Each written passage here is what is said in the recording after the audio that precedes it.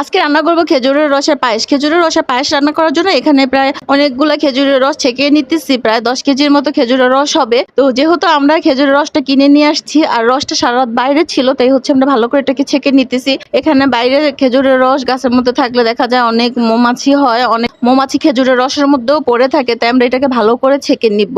দেখেন ছাকতে ছাকতে কালো কালো এগুলা কিন্তু মৌমাছি।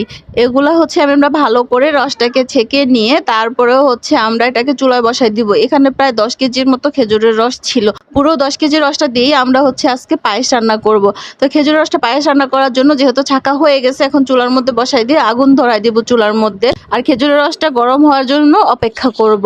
যখন গরম হয়ে যাবে তখন আমরা এটাকে কিন্তু নাড়তে থাকবো, যাতে বলক না এসে রসটা যেন পড়ে না যায়। তো এই যে দেখেন চুলার মধ্যে আগুন জ্বলতেছে আর এদিক দিয়ে খেজুরের রসটা গরম হইতেছে। তো খেজুরের রসটা যখন প্রায় গরম হয়ে যাবে তখন এর মধ্যে দিয়ে দিব ধুয়ে রাখা চাল। এগুলা হচ্ছে নিজেদের ক্ষেতের চাল, এটা হচ্ছে আতপ চাল বলে আমরা। এই আতপ চালটাকে ধুয়ে তারপরে এখানে রসের মধ্যে দিয়ে দিলাম। তারপরে হচ্ছে এটাকে নাড়তে হবে ভালো করে, জানি রসটার মধ্যে চালটাকে দেওয়ার পরে এইটা হচ্ছে আমি ভালো করে চালে আর রসটাকে ভালো করে নেড়ে দিলাম। এই যখন বলক চলে আসবে তখন এর পর্যায়ে দিয়ে দিব গরম মশলা। গরম মশলাটাকে দিয়ে আবারও নাড়বো। এটা ভালো করে নাড়তে হবে যাতে নিচে না লেগে যায়, নিচে লেগে গেলে খেতে ভালো লাগবে না, পরে একটা গন্ধ আসবে।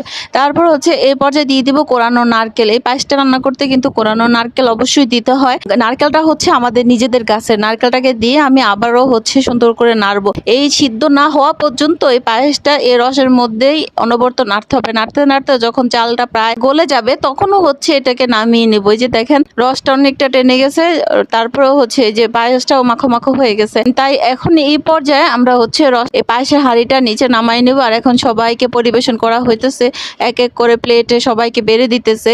আর যেহেতু খেজুরের রসটা বছরে একবারই পাওয়া যায়, ঢাকা শহরে তো পাওয়াই যায় না। আমরা ঢাকার মানুষরা গ্রামে যেয়ে খেজুরের রসের অপেক্ষায় থাকি কবে শীত আসবে, কখন খেজুরের রসটা খেতে পারবো। তারপরে হচ্ছে এই যে গ্রামে চলে আসে, এই গ্রামে আসার পরে খেজুরের রসের পায়েস খেতে পারতেছি বা খাবো, এই যে সবাইকে দেওয়া হইতেছে। তো এখানে ছোট বড় মুরব্বী সবাই হচ্ছে এই পায়েসটার জন্য অপেক্ষা করতেছে। এটা এটা খেতে এত মিষ্টি, এত মজা হয়, যেহেতু খেজুরের রসের মধ্যে এক্সট্রা কোনো চিনি দিতেই হয় না, এটা তো পরিমাণে মিষ্টি হয়। যখন চাল আর নারকেল দেওয়া হয়েছে এক্সট্রা কোনো সাথে চিনিই দেওয়া লাগে নাই। এই রসের রসের যে পরিমাণে মিষ্টি ছিল এই মিষ্টিতে হয়ে গেছে অনেক মিষ্টি।